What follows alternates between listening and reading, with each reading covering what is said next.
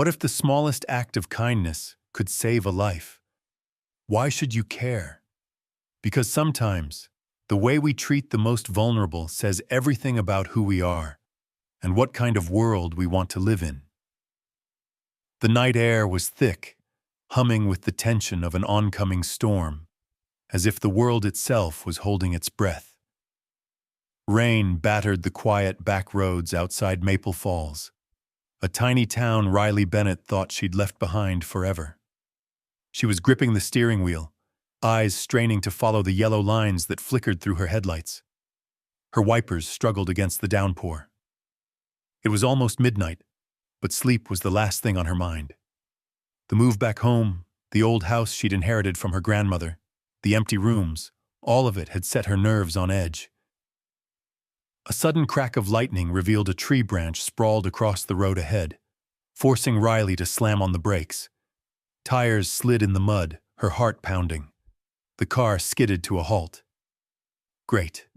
Just what I needed," she muttered, wiping fog from the inside of her windshield. She fumbled for her phone, but there was no signal out here. Sighing, she pulled her raincoat tighter, grabbed a flashlight, and stepped out into the storm. Wind whipped her hair, rain pelting sideways, soaking her jeans in seconds.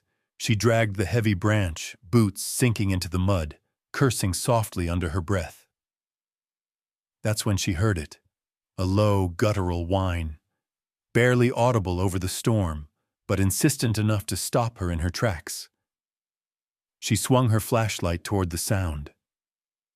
There, half buried in the muddy ditch, was a German shepherd, soaked to the bone, trembling, ribs stark beneath matted fur. His eyes, wild and glassy, caught the light. The collar around his neck was ragged and too tight. Fresh wounds scored his side, old scars beneath. Riley's breath caught in her throat. For a split second, she almost turned away. She'd seen stray dogs before. Knew better than to interfere, especially with one so big, so frightened, and possibly dangerous. But then the dog tried to drag himself farther away, his whole body shuddering with pain and fear. No bark, no threat, just desperate, hopeless movement.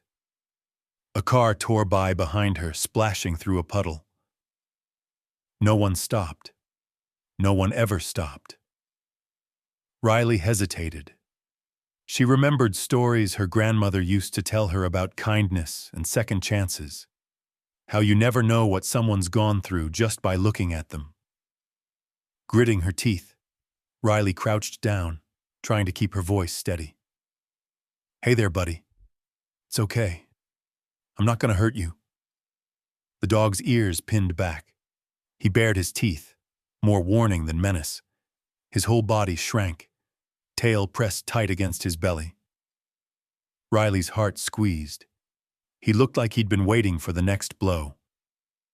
Riley glanced back at her car, thinking about her dry seat, the comfort of just driving away.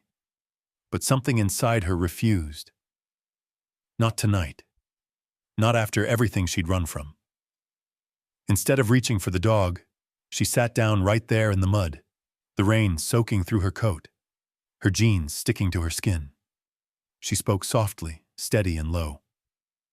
"I know you're scared. Me too. Sometimes life just hurts, huh?" She wiped her eyes, unsure if it was rain or tears. She talked about nothing and everything. Her move home, how lonely the house felt, the job she'd start next week at the elementary school. Her voice shook, but she kept talking, letting the silence fill with her story. It was just the two of them, lost and scared in the storm. Minutes ticked by, the dog unmoving, but he didn't try to run. Lightning flashed, thunder rumbling so close it rattled Riley's bones. Still, she stayed. Eventually, she slipped off her jacket, and slow as molasses, slid it toward the trembling animal. He froze. One paw lifted, eyes locked on hers. She kept her hands open, showing she meant no harm. "Here, it's not much, but It's warm. She felt ridiculous, kneeling in mud, offering a jacket to a dog who didn't trust her, didn't trust anyone. Still, she waited. The dog inched forward, barely, drawn more by exhaustion than hope. When the edge of the jacket touched his nose, he jerked back, but then he settled, too tired to care anymore. His eyes never left Riley's face. She choked back another sob. "You're okay. I promise." With shaking hands, she wrapped the jacket around him as best she could. The dog shivered, but didn't bite, didn't snarl. Riley could feel his ribs, sharp and frail beneath wet fur. He was so cold, so empty.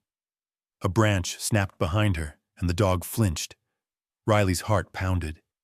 "It's okay. It's just me." She slid her arms under him, testing if he'd let her touch. He tensed, but didn't fight. Lifting him was harder than she expected. He was bigger than he looked, dead weight in her arms. Somehow she staggered back to her car, kicking open the door with her boot. She bundled him onto the back seat, draping what was left of her jacket over him. The car interior filled with the smell of wet dog and fear. She sat for a second, soaked and shaking, hands numb, before pulling herself together. "Okay, one step at a time." She drove slowly, glancing back every few seconds. The dog lay still, eyes half shut, breath ragged. Riley whispered, "Hang on, buddy, just hang on." As she reached her little house on the edge of town, she knew this was just the beginning. She didn't know his name, his story, or if he'd even survive the night. But she knew this. Sometimes the smallest act of kindness was all it took to change a life. Hers, his, maybe both. And somewhere deep inside the battered dog, something shifted. For the first time in years, he let himself hope. Rain hammered the windows, thunder shaking the world outside, as Riley pulled into her narrow driveway. The battered German shepherd lay motionless on her back seat, curled tight beneath her mud-stained jacket. Riley's heart drummed in her chest. She kept glancing at him, half afraid he might stop breathing at any second. The street was deserted, the only light a single flicker from her porch lamp, swaying in the wind. She left the engine running and stepped out into the storm. Lightning split the sky, illuminating her small house, white paint peeling, shutters rattling. For a brief second, she hesitated. Was she doing the right thing? She was alone, miles from help, bringing an injured, terrified animal into her home in the middle of the night. But then the memory of the dog's eyes, haunted and pleading, pushed her forward. She ran to the porch, unlocked the door, then hurried back to the car. The dog, still just Buddy in her mind, though a name felt too soon, didn't move as she reached in. She spoke quietly, repeating his new name, voice steady even though her hands shook. "Come on, Buddy. Let's get you inside." When she touched him, he jerked. A deep, guttural growl rumbled from his throat. Not vicious, just pure panic. Riley froze, hands open, trying not to let her fear show. "Easy. I'm not going to hurt you." She knelt, letting the rain soak through to her skin, the mud from the driveway mixing with the grime on her jeans. She kept her voice low, soft, and steady, narrating every move as if talking to a frightened child. After a moment, the dog's eyes glazed over, as if giving up. Riley took a slow breath, slipped her arms under his body, and tried to lift. He was heavier than he looked, muscles rigid and legs dangling. Riley nearly lost her grip as he flinched, but she gritted her teeth and lifted anyway. Mud, rain, fur, and blood smeared her shirt. She felt the heat of his body, feverish, shivering. Step by step, she staggered up the porch, bumping the door open with her hip. The dog whimpered, and Riley whispered, "Almost there." almost home. She carried him inside, dripping water onto the hardwood floor, and set him gently on an old beach towel beside the kitchen. The kitchen was small and warm, still smelling faintly of her grandmother's cinnamon bread. Riley fumbled for a clean dish towel and a bowl of warm water. The dog barely moved, but his eyes never left her, following every step. Riley knelt beside him and started cleaning the mud from his fur. Each touch made him flinch, a shudder running through his body. She worked slowly, murmuring words of comfort, stopping every time he tensed. His side was raw and bleeding, a long gash crusted over with dirt. She pressed a damp towel to it, wincing as he whimpered. She wished she had painkillers, wished she'd studied more first aid, wished she could promise him he'd be okay. But all she had was her touch, her voice, and a stubborn determination not to let him die here on her floor. When she finished cleaning him as best she could, she grabbed an old blanket from the hall closet and draped it over his shivering frame. The storm outside grew louder, wind shrieking through the trees. She turned up the thermostat and knelt beside him, not sure what to do next. "Hang in there, buddy. I know you're scared." "So am I," she whispered, tears stinging her eyes.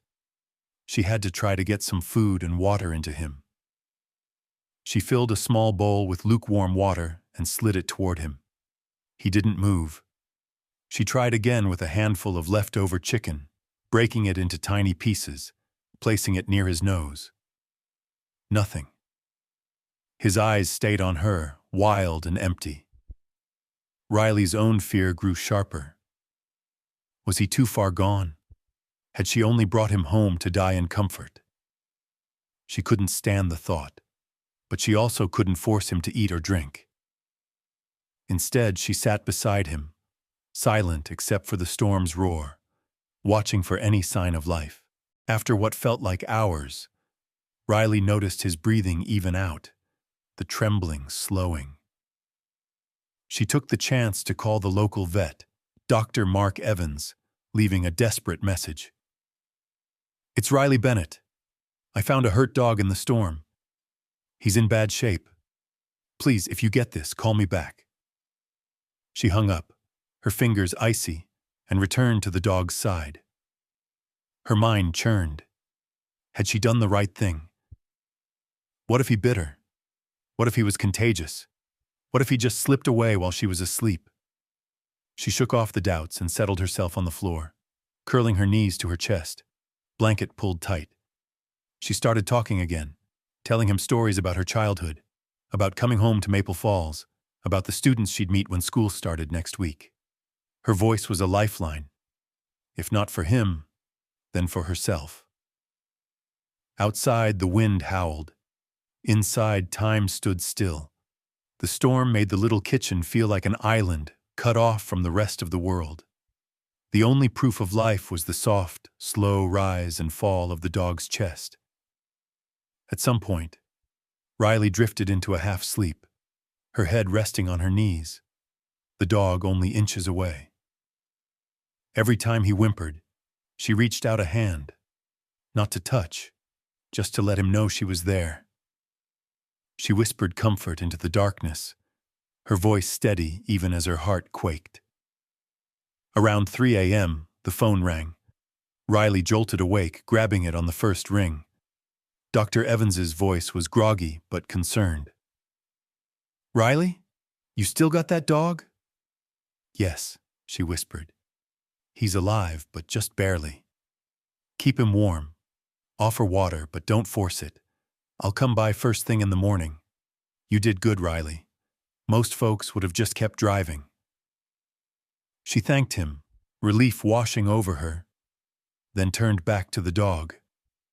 For a moment, she thought she saw something change in his eyes, a flicker of trust, or maybe just exhaustion. As dawn crept gray and silent through the window, Riley pulled her blanket tighter and watched over the battered dog she'd rescued from the storm. Neither of them knew what would come next, but for the first time all night, Riley allowed herself a tiny glimmer of hope. Sometimes life and death hang by a thread, and sometimes all it takes is a little faith and a stubborn heart to tip the balance toward life. The storm finally faded as the first gray streaks of dawn crept across Maple Falls. Rain still tapped the kitchen window, but the thunder had moved on. Riley blinked awake, her neck stiff from sleeping upright on the floor, her body aching from the night's ordeal. For a moment, she didn't move, uncertain if it had all been a dream. Then she saw him, the German shepherd, curled into a tight, wary ball on the beach towel. His eyes glinted, fixed on her, wide and dark, as if the nightmare outside had simply moved indoors. The room was silent except for the soft hum of the heater and the occasional creak of the old house settling. Riley pushed herself up slowly, careful not to startle him. Her muscles protested, every inch of her damp from the storm and from worry. She moved quietly to the sink and poured herself a glass of water, stealing a glance at the dog every few seconds. He didn't move, didn't blink, just watched. She returned to her spot near the dog, not too close, folding her legs beneath her. The towel beneath him was soaked through with mud, tinged pink from the slow seep of his wounds. She felt the familiar ache of worry return, sharper now that she could see just how frail he was in the weak morning light. Riley wanted to reach for him, to offer a gentle hand, but the memory of his growl on the roadside was fresh in her mind. Instead, she sat back, knees hugged to her chest, and let her voice fill the room, soft and steady. "You know, you're a tough guy to make it through that storm," she said, half to herself. "I almost turned around, but something told me not to. Guess you're stuck with me now." The dog's ears flicked, just a little. She took that as encouragement and began to talk, telling him stories about her grandmother's house, about growing up in Maple Falls, about her first bike and the way the old maple tree in the yard always dropped sap on her sneakers in spring. The stories weren't for him, not really. They were for herself, an anchor against the swirling fear that she wasn't doing enough, wasn't enough. She could feel exhaustion tugging at her, but adrenaline kept her alert. She pushed herself up and filled a fresh bowl with clean water, sliding it close to him, careful not to cross that invisible boundary. Then, from the fridge, she found leftover chicken and rice, placing a few small pieces on a saucer. She nudged the food a few inches closer to his nose. He didn't touch it. He didn't even sniff. He just kept his eyes glued to Riley, tense and uncertain, every muscle ready to bolt. Riley understood. He was trapped between fear and need. She retreated a little, sitting back by the wall, and reached for an old children's book from the shelf. Charlotte's Web, her grandmother's favorite. The words felt strange on her tongue, but she read them out loud anyway, filling the silence with something gentle. Hours slipped by. Now and then, Riley watched as the dog shifted, sniffed the air, and, when he thought she wasn't looking, edged an inch closer to the food. But the moment she glanced up, he froze, suspicion raw in his gaze. She didn't blame him. She remembered how it felt to be new, to have nothing familiar, to expect hurt at every turn. Sometime around noon, the phone rang. Riley jumped, her heart thudding, and scrambled to answer it. Dr. Mark Evans' voice was calm but brisk. "I'm just down the road. Be there in 10. Riley returned to the kitchen, letting the dog see her move. No sudden gestures. She opened the door wide to the little laundry room, giving him a way out if he wanted it. She waited by the window, watching the street.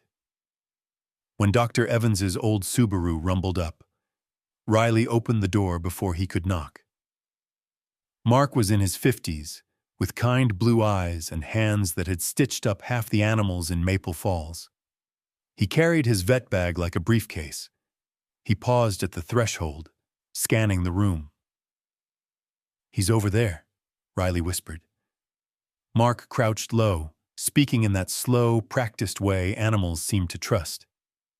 "Hey, buddy, you've been through the ringer, huh?"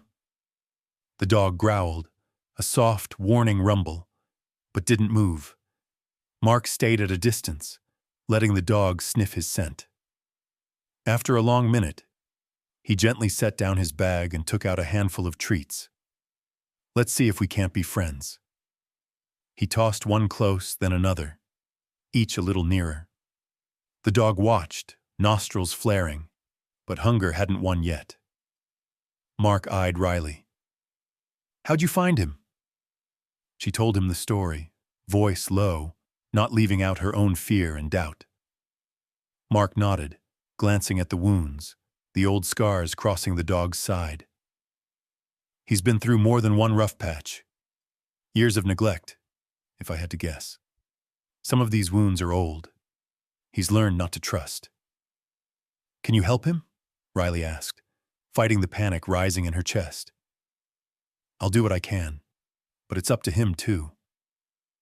Mark's voice was gentle. "Trust takes time, Riley. You can't force it, and you can't rush it. You did the right thing by not pushing." Mark managed to coax the dog closer, using nothing but time and soft words. He gently cleaned the worst of the wounds, wrapped a loose bandage around the dog's side, and checked his paws, which were raw from running on gravel. The dog shivered, but didn't lash out. For a moment, Riley caught a glimpse of what he might have been, a loyal friend, battered but unbroken. Mark handed Riley a bottle of antibiotics and instructions, along with a warning. "He might not make it, Riley. He's malnourished, exhausted, and traumatized. He needs food, water, rest, and patience. Don't try to leash him yet. Let him set the pace." Riley nodded, feeling the weight of the words settle in her bones. After Mark left, the house felt emptier, but somehow lighter too. She set about making the place safer, closing off sharp corners, setting out more towels and blankets, filling the air with quiet, comforting sounds. The rest of the day passed in a kind of uneasy peace. Riley cooked, cleaned, and kept her distance, always talking, always making sure the dog knew she was near, but not a threat. She read more from the children's book, sometimes laughing at the old jokes, sometimes crying at the soft, sad parts. By nightfall, the storm had faded, leaving only the sound of wind in the trees and the occasional crackle from the heater. Riley sat near the doorway, legs stretched out, watching the dog watch her. Every so often, he'd glance at the food, then at her, then back to the food, torn between suspicion and hunger. As darkness wrapped the house, Riley felt her own fears return. Was she enough? Was this enough? Would he survive? Or was she just a witness to his last night? But every time she considered giving up, she remembered those eyes in the storm, so desperate, so tired, so much like her own once upon a time. When she finally drifted off, curled on the kitchen floor, she dreamed not of loss, but of a small, flickering hope. A hope that maybe, just maybe, the worst was behind them both. When Riley woke the next morning, the air in her little house felt different, charged with something fragile, hopeful, and tense. Early sunlight streaked the kitchen window, turning the muddy towel beneath the German Shepherd into a patchwork of gold and brown. She sat up quietly, muscles stiff, heart leaping as she saw Bear. The name slipped into her thoughts naturally, somehow fitting for a creature both strong and wounded, awake and watching her with guarded eyes. For a long minute, neither moved. Riley smiled, small and uncertain, then busied herself making coffee, keeping her movements slow and deliberate. She put a pot of oatmeal on the stove. Letting the warmth and sweet cinnamon scent fill the room, Bear watched everything, his gaze sharp and wary. But he didn't growl, didn't shrink away. Something in his posture was different. A little less fear, a little more curiosity. Riley set his bowl of water near the towel and slid the chicken and rice closer, careful not to meet his gaze directly. Then she sat across the room, cross-legged on the floor, cradling her coffee. The kitchen clock ticked, birds chattered outside, and somewhere, the neighbor's old retriever barked at a passing car. Bear flicked an ear at each sound, muscles taut, but stayed rooted to his spot.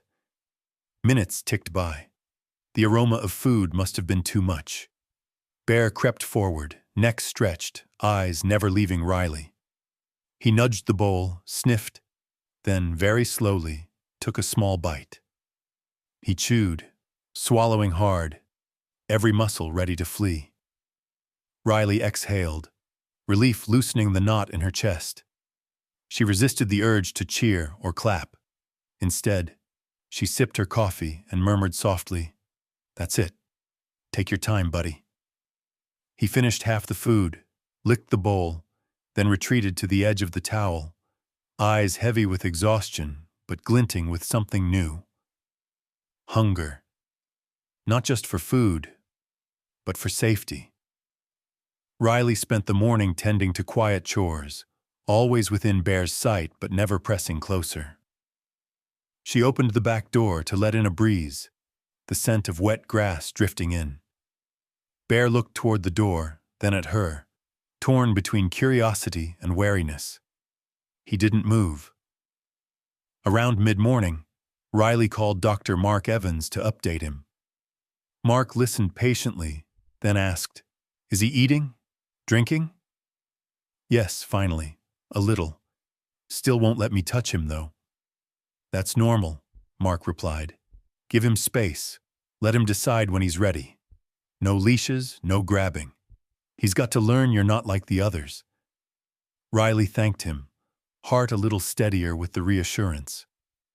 By noon, the neighborhood started to wake up. Sophie Miller, the 7-year-old girl next door, wandered into Riley's yard in her pajamas, clutching a frayed tennis ball. She stopped dead when she spotted Bear through the screen door. "Wow," she whispered, her eyes wide. "Is he yours?" "Not really. He's just visiting. He's been through a lot, so we have to be gentle," Riley explained, lowering her voice. Sophie pressed her face to the screen, curiosity burning bright. "Can I see him?" "Maybe later. He's scared of new people." Sophie nodded, then left the tennis ball by the step. "It's from Max. He liked it when he was sad," she said, then darted back home, leaving Riley smiling at the quiet gesture. The afternoon passed slowly. Bear napped fitfully, twitching in his sleep, sometimes letting out soft, anxious whimpers. Riley read from her childhood books, her voice a gentle presence filling the space. When she paused, Bear's ear flicked, and sometimes he opened one eye to watch her. She found herself sharing small pieces of her own life. The story of losing her grandmother, how lonely the house felt, her fears about starting over. Speaking them aloud, even to a dog, made them feel lighter. As the day wore on, Bear's boundaries softened by inches. He edged closer to the kitchen table, tracking Riley's movements less like prey and more like a shadow. When she reached for the trash, her keys clanged, and Bear flinched, nearly bolting. Riley stopped cold, heart hammering, and let her hands fall to her sides. "Sorry, Bear. No sudden moves. We're okay. Just trash day," she whispered. She moved to the door and tossed the trash out, then sat quietly on the porch step, letting Bear see her through the screen. The house felt open and gentle, every action deliberate, every word careful. Riley understood deep down, that she was teaching him something with every moment. She could be trusted. She wasn't going to force him, he could choose. Later, as dusk painted the sky in purple and gold, Bear stood and, for the first time, limped over to sniff the tennis ball Sophie had left behind. He stared at it, confused, then nudged it closer to his makeshift bed with his nose. Riley watched from across the room, pride and hope swelling in her chest. She wanted to run over, to praise him, to give him a treat, but she held back, knowing this fragile progress could shatter if she pushed too hard. That night, Riley curled up on the couch with a blanket, leaving the kitchen door open. Bear paced, unsettled by the darkness and unfamiliar shadows. Every few minutes he circled, then settled near the door, as if guarding both the house and his escape route. Riley hummed softly, a tune her grandmother used to sing when storms came. Something wordless and gentle, carrying through the quiet. Bear whimpered in his sleep again. Riley didn't touch him, but she whispered, "You're safe. I promise." The house felt less empty now, filled with the delicate tension of trust building, brick by brick, heartbeat by heartbeat. When the morning came, Bear was still there, closer to the couch than to the door, the tennis ball tucked beneath his chin. Riley watched him, silent tears of relief sliding down her cheeks. She knew it was only the beginning, that there would be setbacks, rough days, moments when fear would win again. But she also knew that trust, once kindled, could survive the darkest storms if given time and care. In the fragile quiet of that morning, Riley whispered, "Welcome home, Bear." And though the dog didn't answer, a new sense of hope settled over them both.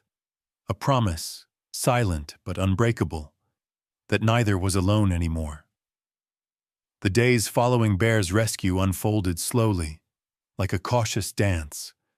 One step forward, one breath held, and sometimes a trembling step back. Riley dedicated herself to a quiet routine, building a world of small, gentle rhythms around Bear's needs. The kitchen clock ticked away the hours as she moved through her days, feeding him, tidying the house, whispering comfort, reading aloud, and always letting Bear set the pace. On the third morning, Riley awoke to sunlight streaming through the windows, painting the living room in warm stripes. She peered over the edge of the couch and smiled, heart swelling. Bear was still there, curled on his blanket with the tennis ball Sophie had left nestled against his paw. He stirred as she sat up, his ears flicking in alertness, but his eyes were softer, more curious than wary. "Good morning, Bear," Riley greeted, her voice a gentle hush. She stood, stretched her arms overhead, then moved to the kitchen, making sure to stay within his line of sight. She filled his bowl with fresh water and set out a mix of chicken, rice, and a few small pieces of apple. Bear hesitated, watching her with that careful, calculating gaze, but the hunger in his body won over caution. He stood, limped to the bowl, and ate. Riley watched from a distance, her pride quietly glowing. Every bite was a victory. That afternoon, Sophie appeared on the porch, peering through the screen with bright, eager eyes. Her presence had become another part of the new routine. "Is Bear awake?" she whispered. Riley nodded. "He is, but let's be gentle, okay?" Sophie nodded, tiptoeing inside and crouching by the door. She set down another toy, this one a soft, well-loved stuffed fox, for him, in case he gets lonely. Bear eyed the newcomer, tense and alert. He pressed himself against the far wall, nose twitching, tail tucked. Sophie didn't move closer. She simply smiled and sat down, hugging her knees to her chest. "It's okay, Bear. You don't have to play with it right now," she said, her voice full of understanding only a child could possess. Riley sat on the floor too, a few feet away, reading softly from her book. The afternoon sun cast golden patterns across the room as the three of them sat together in companionable silence. After a while, Bear's posture eased. He sniffed the fox toy, then gently nudged it closer to his blanket with his nose. Sophie grinned, but didn't make a sound. Riley caught her eye, giving her a silent thumbs up. That night, as dusk settled and the world outside fell quiet, Bear began to whimper in his sleep. The sounds were small and pained, haunted echoes of memories Riley could only guess at. She sat up, heart aching, and hummed the tune her grandmother used to sing. The song floated through the room, steady and warm, and after a few minutes, Bear's shivering eased. He sighed and stretched out, his head resting near Riley's foot. She stayed with him until his breathing evened, offering presence rather than touch, patience rather than pressure. Over the next week, Bear and Riley slipped into a kind of partnership, each learning the other's boundaries and language. Bear began to venture further, exploring the edges of the living room and, sometimes, the hallway that led to Riley's bedroom. Whenever the outside door opened, Bear would freeze, debating whether to bolt. Riley always left the door open for a minute or two, speaking softly, making it clear he was free to go. Each time, Bear stayed a little longer. Routine became comfort. Every morning, Riley took her coffee out onto the porch, and Bear joined her, sitting at the threshold, never crossing the last step, but close enough to smell the breeze and watch the birds flutter across the lawn. Sophie often appeared, waving from her own porch, and Bear's tail would thump once or twice before he caught himself, glancing up to see if anyone had noticed. Progress came in tiny victories. A lick of Riley's hand after she set his food down, a hesitant step closer when Sophie offered him a treat, a deep sigh as he finally let himself rest in the sunlight without flinching at every noise. But some days were harder. Loud sounds, sirens, fireworks, the garbage truck, sent Bear scrambling for cover. On those days, Riley gave him space, never forcing comfort, only offering quiet reassurance until the panic faded. One late afternoon, Riley sat grading school papers on the porch when she noticed Bear watching her, head tilted. She smiled, patting the space beside her. "You want to come out, Bear?" she asked softly. He hesitated, paused on the threshold, then took a tentative step onto the porch, the boards creaking beneath his weight. Riley held her breath, afraid a single sudden move would send him running, but Bear stayed, nose in the breeze, eyes blinking in the soft sunlight. Sophie watched from her yard, bouncing with excitement. "Look, he's outside," she called to her mother. Bear flinched at the loud voice, but Riley quickly soothed him. "It's okay. That's just Sophie. She's happy to see you." Bear sniffed the air, tail giving a cautious wag. Riley reached into her pocket and pulled out a small, squeaky ball. She rolled it toward him, slow and gentle. He sniffed it, then nudged it with his paw, sending it rolling back to her. Riley grinned. "Nice catch, Bear." As dusk fell, Bear stayed close to Riley's feet, watching the world with wide, wondering eyes. When Sophie brought over a brush and, with Riley's help, gently stroked his back, Bear shivered at first, but didn't run. By the time the sun dipped behind the trees, Bear had curled up with the stuffed fox and fallen into a deep, untroubled sleep. That night, for the first time, Bear didn't whimper in his dreams. Riley watched him, peace settling over her. The house felt full again, full of quiet triumphs, gentle hope, and the slow, steady miracle of trust being rebuilt, one day at a time.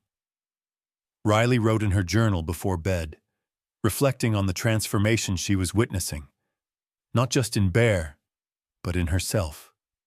She'd spent so long running from her own grief, her own sense of not belonging. Now, in helping Bear, she was starting to find her own way home, step by step. As rain began to fall softly outside, Bear shifted in his sleep, his paw brushing against Riley's foot. She smiled, whispering, "Good night, Bear. You're safe now." And for the first time in a long while, she truly believed it.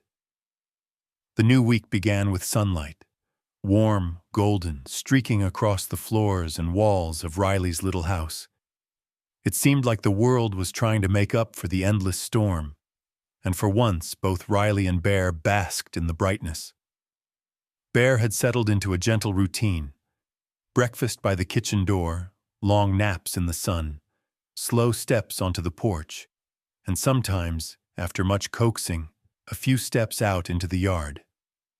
Each morning, Riley would open the back door and settle herself on the top step with a cup of coffee. Bear would sit just inside, ears alert, nose working overtime to catch every scent the breeze carried. Today felt different. Riley noticed it as soon as she woke. Bear's eyes were less anxious, his steps more confident.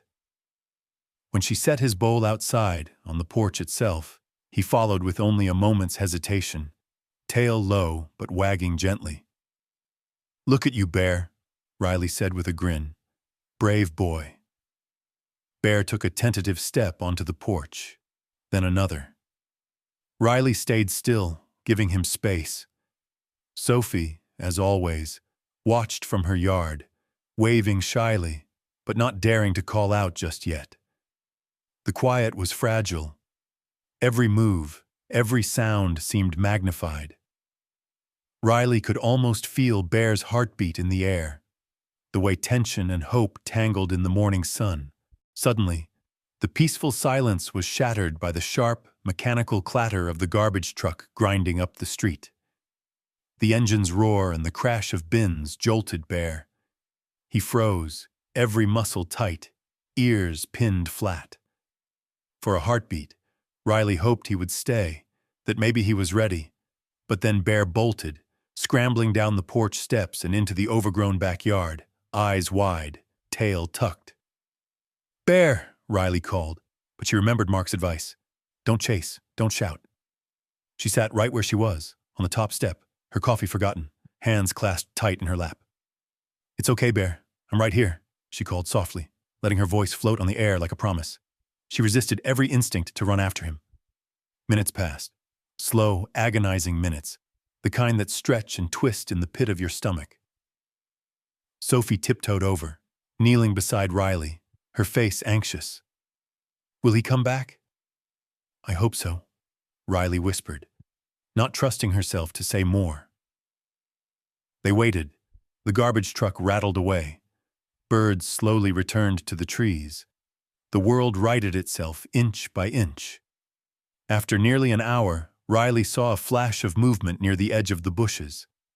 Bear's head poked out, eyes searching, nostrils flaring.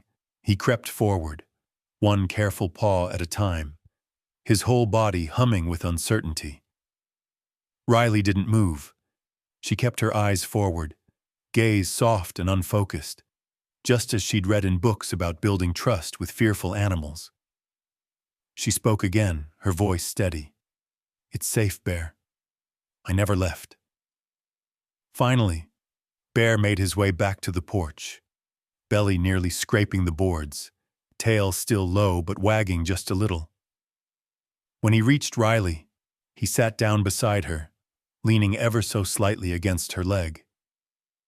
She let out a breath she hadn't realized she'd been holding, tears stinging her eyes. She didn't reach to touch him. She just let him rest, let him choose to be close. "That was brave, buddy," she murmured, her voice thick with emotion. That afternoon, Dr. Mark Evans stopped by with a bag of supplies, antibiotic ointment, pain medicine, and a new collar with Bear's name engraved on the tag. Bear watched warily as Mark approached, but when Riley knelt beside him and offered a treat, Bear inched forward, letting Mark gently check his wounds. "He's healing fast," Mark said, scratching behind Bear's ear. "He trusts you, Riley. That's something special. Not many people would have been this patient." Riley smiled, glancing down at Bear. "He's got a lot of heart. He just needed someone to notice." Mark handed Riley the new collar. "He might not like this part," he warned. Riley knelt down, meeting Bear's eyes. "It's okay, Bear. It's just a collar. No leashes, I promise." She held it out, letting Bear sniff. To her surprise, Bear didn't shy away. He let her slip the collar over his head, flinching only a little as the tag jingled. Riley beamed, gently scratching his neck. "Looks good on you." Sophie cheered softly from the porch, her face alight. "He's a real dog now," she whispered, as if saying it too loud would break the spell. Later, as the sun dropped low in the sky, Riley and Bear sat together on the porch steps. Bear leaned against her, warm and solid, his eyes half closed in contentment. Sophie came over with a handful of dandelions, weaving a clumsy crown. She set it gently on Bear's head, giggling as he shook it off, then nosed it back toward her as if to say, "Try again." For the first time, Bear let Sophie touch him, a soft brush down his back, her tiny fingers careful and light. Riley watched, heart swelling with pride. The barrier between Bear and the world was crumbling, piece by piece. That night, as Riley locked up the house, Bear followed her from room to room, his footsteps soft and eager. She stopped in the hallway, turning to face him. "You're really staying, aren't you?" she whispered. Bear wagged his tail, offering a quiet, trusting gaze in return. Riley slept soundly, Bear curled up at the foot of her bed, his breath slow and even. When the next morning arrived, Bear was the first to greet her, tail thumping against the blankets. There would be more storms, Riley knew that. There would be setbacks and moments of fear. But as Bear leaned against her, trusting, she realized they had crossed an invisible line. He was no longer just a stray in the storm. He was home. He was family. The air outside was cool and bright, heavy with the smell of spring and wet grass. Maple Falls had settled back into its familiar rhythm, but inside Riley's house, everything was changing. Bear had begun to trust, not just in the safety of four walls, but in the presence of people, of Riley, of Sophie, even of the occasional neighbor who peeked over the fence with curiosity. Each morning, Bear greeted Riley at the door with a soft woof and a thumping tail. Sometimes, when she lingered too long in the bedroom or moved out of sight, he'd pad after her, hesitant but determined not to let her vanish. It was a new habit, and it made Riley smile every time. She started keeping the bedroom door open at night so Bear could come and go as he pleased, no longer needing to guard the exits. The house felt less like a shelter and more like a home. Bear's appetite had improved, and he was finally gaining weight, filling out the hollow spaces that had marked years of hunger. He ate with a confidence Riley hadn't seen before, sometimes even licking his bowl clean, then nosing it toward her for a second helping. She took a photo one morning of Bear stretched out in a sunbeam, his fur soft and clean, eyes closed in a deep, untroubled sleep. She sent it to Dr. Evans with a single line, "Thank you for believing in him." But healing wasn't linear. There were setbacks, shadows that stretched from Bear's past into their new life together. Some mornings, the sound of a raised voice drifting in from outside, a neighbor arguing, a car radio turned up too loud, would make Bear flinch, his body sinking low to the floor, ears pinned. When Riley tried to comfort him, he'd shy away, needing space, his fear a silent echo of whatever hurt he'd endured before. Riley learned to respect those boundaries. She kept her own voice gentle, her movements slow. She placed Bear's bed in the quietest corner of the house, away from windows and sudden noises.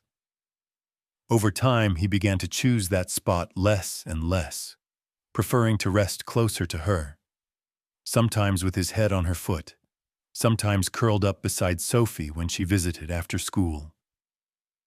Sophie's presence was a gift. The little girl had a knack for patience and a heart big enough to forgive a dog who was still learning not to be afraid. She started bringing her own picture books, reading to Bear in a sing-song voice. Sometimes she'd braid a bit of yarn into his collar or leave treats for him to find, tiny acts of kindness that made Riley's heart ache with gratitude. One afternoon, Sophie and Riley sat on the porch, Bear stretched between them, head resting on Sophie's knee. Sophie traced the old scars along Bear's side, frowning in concentration. "Did someone hurt him?" she asked, her voice barely above a whisper. Riley nodded, her throat tight. "A long time ago, but we're helping him feel safe now." Sophie leaned down, pressing her forehead to Bear's. "You're okay, Bear. You have us." Bear licked her hand, a quiet agreement. Inspired by Bear's progress, Riley began volunteering at the local animal shelter on weekends. She'd tell Bear's story to the staff and to anyone who came in looking to adopt. He was terrified of everyone, she'd say, but kindness and patience can work miracles. All they need is a second chance. Sometimes she'd bring Bear along, letting him meet other dogs, sniff the air, and soak up gentle pets from the volunteers. His presence gave hope to the shyest, most frightened animals. Bear, once the broken stray, became an inspiration, a symbol of resilience and new beginnings. But healing had its trials. One night, a thunderstorm rolled over Maple Falls, shaking the old windows and rattling the doors. The first clap of thunder sent Bear scrambling under Riley's bed, his body trembling, eyes wild with panic. Riley's heart twisted. She got down on the floor, careful not to reach for him, and started talking softly, telling stories about her childhood, about her grandmother's lullabies, about the first day Bear had come home. She hummed, low and steady, letting her presence fill the dark. The storm raged outside, lightning painting the walls in quick flashes. Bear panted, frozen with fear. Riley lay on the floor beside the bed, her arm outstretched but not touching. "It's okay, Bear. I'm right here. We're safe." She didn't try to coax him out. She just waited, breathing slow and even, her words a soft shield against the fear. It took nearly an hour, but eventually Bear crawled forward, 1 inch at a time until his nose touched her hand. She stayed perfectly still, letting him choose, letting him trust. When he finally rested his head on her arm, she felt the tension leave his body. The thunder faded, and Bear drifted into an uneasy sleep, Riley whispering reassurance until the storm passed. After that night, something shifted. Bear slept with both eyes closed, finally secure enough to surrender to dreams. He greeted Riley at the door when she came home from the shelter, tail wagging, eager to show her whatever prize he'd found in the yard. A stick, a feather, sometimes a crushed dandelion crown left by Sophie. When strangers visited, Bear would watch from a distance but didn't hide, his courage growing with each new face, and Riley too found herself changing. She realized that by caring for Bear, she was also healing old wounds in herself, the grief for her grandmother, the loneliness that had followed her home. She'd spent years keeping people at arm's length, believing she was better off alone. But Bear, with his cautious hope and gentle heart, had shown her that connection was worth the risk. She started saying yes more often, to coffee with neighbors, to after-school gatherings, to invitations from other teachers. The world outside her little house seemed less frightening, less closed. One afternoon, Bear and Riley walked together down Maple Street, Sophie skipping ahead. The neighbors waved as they passed, and Bear, tail high, eyes bright, trotted confidently at Riley's side. A few months ago, no one would have believed this could happen. Now it felt ordinary, natural, a new life built on trust, patience, and the quiet power of second chances. And on the days when fear returned, when Bear flinched at a sudden noise or Riley felt the old ache of grief, neither ran away. They faced it together, side by side, two survivors building something whole from all the broken pieces. By late spring, Riley's house no longer felt haunted by emptiness or loss. It was alive with gentle sounds, Bear's paws clicking softly on the hardwood, Sophie's laughter drifting through the windows, the whistle of the kettle, the faint strum of Riley's old guitar. The wounds of the past still lingered, but their edges had softened. For both Riley and Bear, home was no longer just a place. It was a feeling, a promise of safety, belonging, and the freedom to be themselves. Bear, once a shadow, now claimed his place at Riley's side. He spent long afternoons sprawled in the yard, belly to the sun, watching clouds drift lazily overhead. The porch became his favorite perch. He'd rest his chin on the top step and keep careful watch over the street, ears flicking at the sound of children, bicycles, or the mail carrier's approach. Sometimes he'd trot across the grass to meet Sophie at the fence, tail wagging, accepting a gentle brush or a treat from her small, steady hands. For Riley, seeing Bear at peace was its own kind of healing. She had learned to read his moods, the way his ears would perk at Sophie's voice, the happy circle dance he did before meals, the sleepy huff he made before curling up at her feet. Every small victory was precious. Bear letting Sophie braid a string of beads into his collar, Bear dozing through an entire afternoon thunderstorm with only a soft whimper, Bear rolling in the grass and barking at passing squirrels, wild with joy. But it was the adoption day at the Maple Falls Animal Shelter that marked the true beginning of something new. Riley had volunteered for weeks, helping prepare the event. But this time she brought Bear along, not just as a guest, but as a symbol of what was possible. The morning of the event, Riley brushed Bear's coat until it shone and fastened a bright blue bandana around his neck, the word ambassador stitched neatly in gold. Sophie helped write a sign for Bear's table, Second Chances, Bear's story of hope. The shelter buzzed with excitement. Children darted between kennels, volunteers handed out flyers and treats, and nervous families clustered around the fenced play area, hoping to find a new friend. Bear stayed close to Riley at first, pressed against her calf as they made their way through the crowd. But the gentle energy of the place, the laughter, the soft voices, the smell of fresh hay and treats, seemed to calm him. Slowly, Bear began to explore. Nose twitching, tail high, he paused beside a little girl clinging to her mother's leg, letting her pet his head. He lay down near a pen of trembling puppies, offering them a calm presence. His body relaxed, his eyes kind. Riley watched as Bear moved from group to group, never pushing, never forcing, just being, steady, gentle, available. Kids patted his back, shy dogs sniffed his tail, and even the oldest volunteers marveled at the transformation. Several families asked about his story, and Riley told it again and again, each retelling a little easier, a little brighter.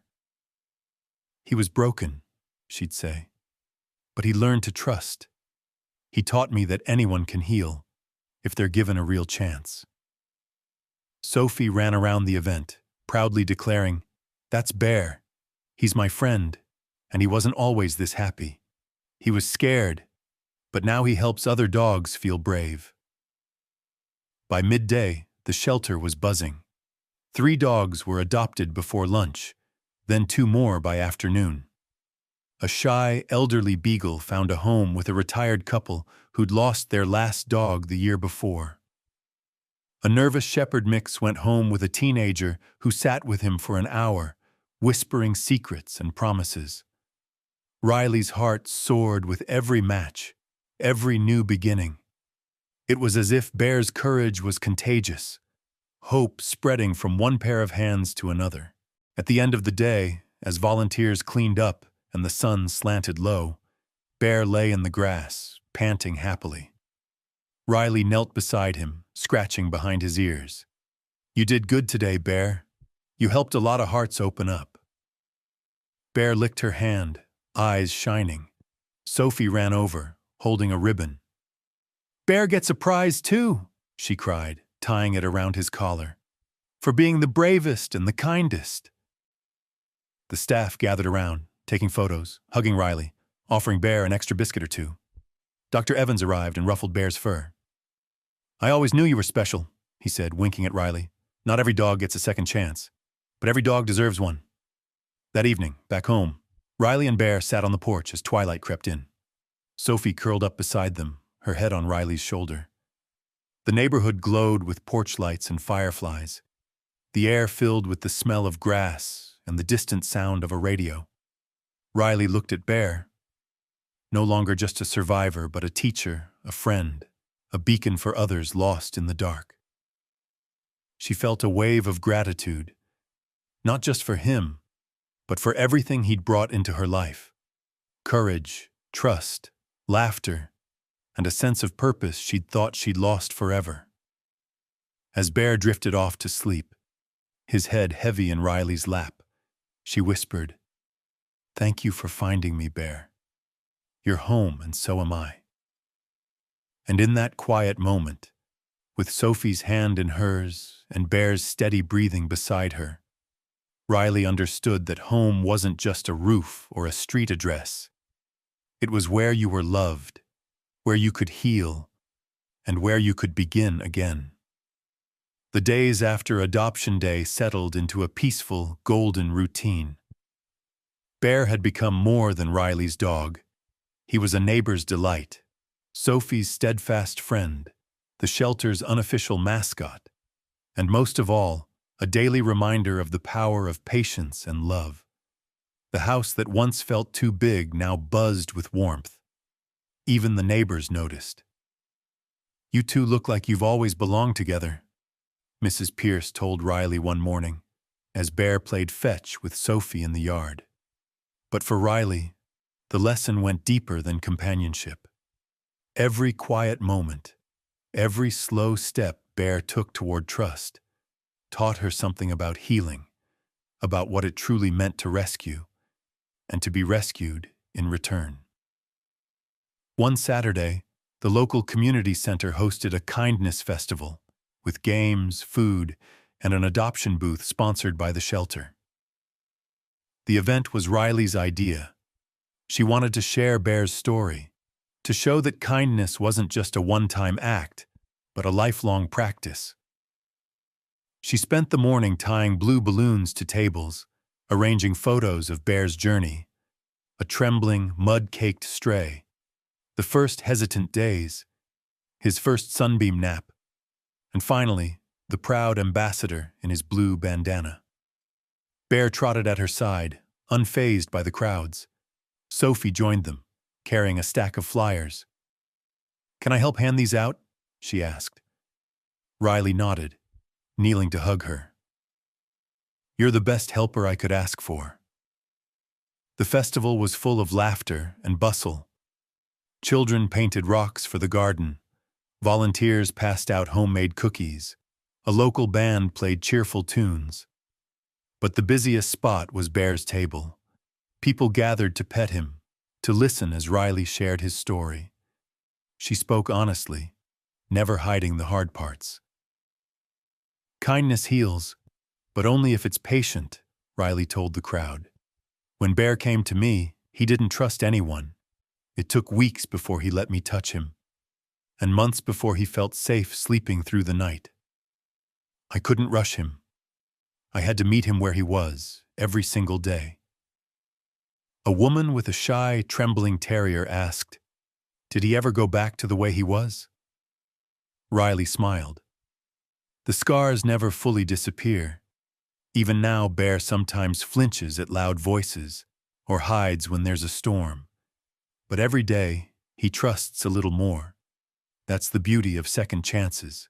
They don't erase the past, but they let you write a new story on top of it. Dr. Evans stood beside her, adding, "Humans carry scars too. Loss, grief, doubt. If we can show animals patience, why not each other?" People nodded, some wiping their eyes, others taking Bear's story to heart. Sophie handed out more flyers, telling kids, "Bear got rescued, but he rescued Riley too." As the afternoon sun slanted across the festival, Riley found a quiet moment to sit on the grass beside Bear. She ran her fingers through his fur, feeling the steady rise and fall of his breath. Around them, families laughed, dogs barked, music floated on the breeze. Riley watched as a teenage boy coaxed a shy pit bull out from under a table, the same way she'd coaxed Bear from the storm so many weeks before. A woman sat beside Riley, holding her daughter's hand. "Thank you for sharing your story," she said. "We adopted Daisy today. Your courage helped us say yes." Riley felt tears prick her eyes. "It wasn't just me. Bear did most of the hard work." The woman smiled. "Maybe, but you showed him he was worth saving." That evening, the festival wound down.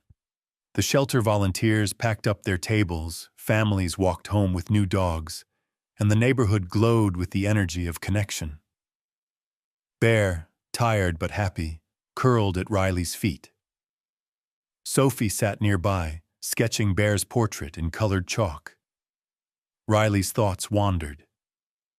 She remembered that stormy night, the fear, the hesitation, the moment she could have driven away. Every choice she'd made since had led to this moment. The decision to stop, to sit in the mud, to listen instead of rush, to let kindness be slow and honest. She realized, too, how much she'd changed. Bear's loyalty and joy had healed places inside her she didn't know were broken. She'd found new courage, new friendships, and a new sense of purpose. People in Maple Falls began to see every stray as worthy of love, and several families who'd heard Bear's story went on to foster or adopt their own pets. Later that night, Riley tucked Sophie in for a sleepover and sat on the porch with Bear. The town was quiet, the air heavy with the scent of honeysuckle and cut grass. Bear nudged her hand, resting his head in her lap. "Do you know what you've done, Bear?" Riley whispered. "You turned a little act of kindness into a whole new life, not just for you, but for me, and for everyone who heard your story." She ran her fingers over Bear's collar, tracing the name that was once just a hope.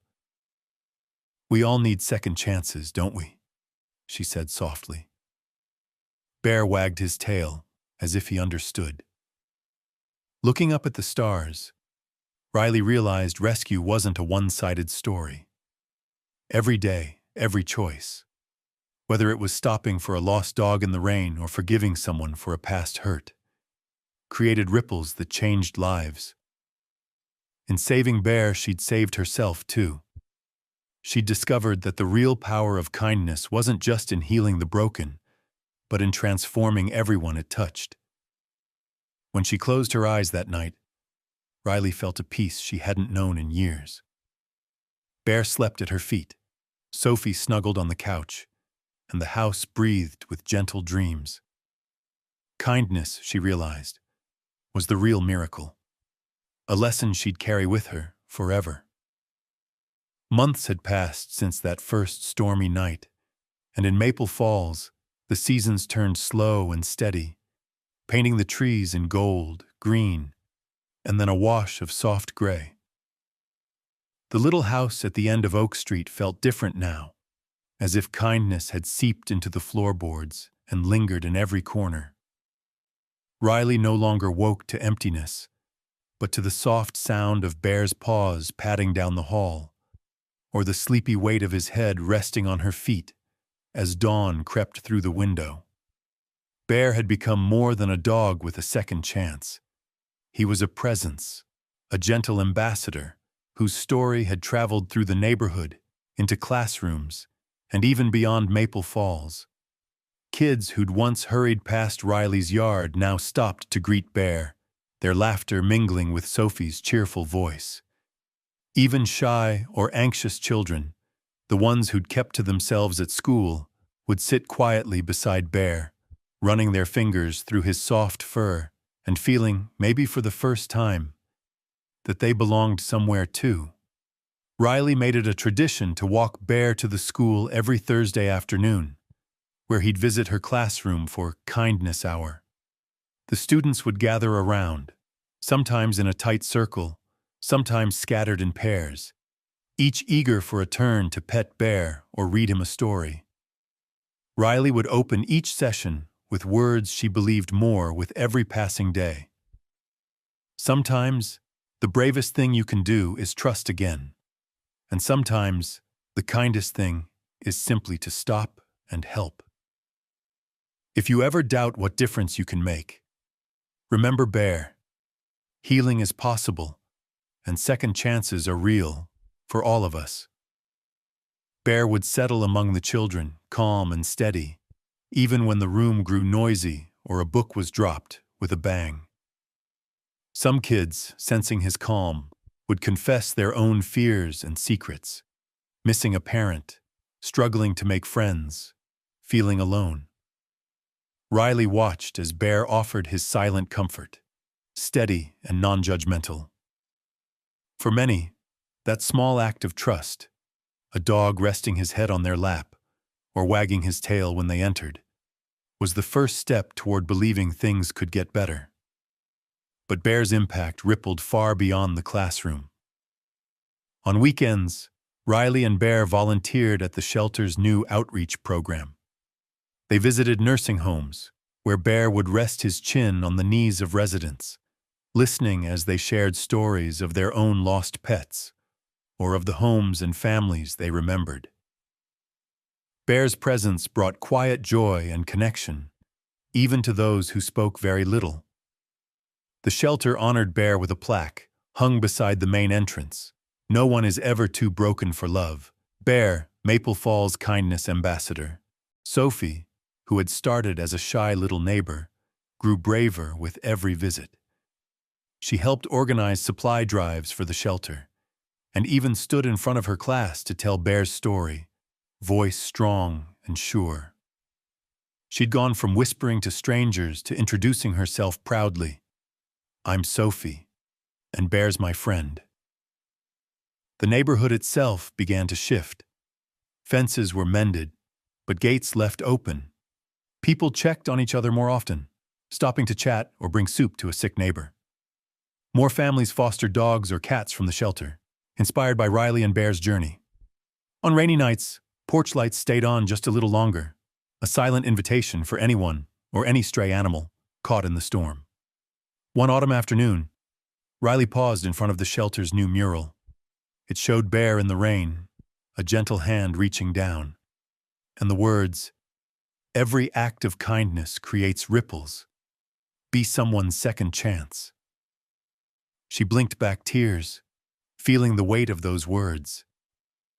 She thought of the night she'd nearly driven past, of the moments she'd doubted herself, of the countless tiny choices that had led her and Bear to this new life. As the sun dipped behind the trees, Riley, Bear, and Sophie walked home together. Bear's tail swayed high and proud. Sophie skipped ahead, then waited for Riley at the end of the block, holding Bear's leash. The world felt bigger and brighter, full of possibility, a place where anyone could belong, and where kindness was a language spoken in every small act. At home, Riley brewed tea and set out 3 mugs, one for herself, one for Sophie, and a bowl for Bear. They sat by the window as rain tapped lightly on the glass, their voices quiet, their hearts full. Later that night, as Bear lay curled at Riley's feet, she watched him sleep, peaceful, whole, utterly content. She wrote in her journal, "Compassion isn't quick or easy. It's a daily choice.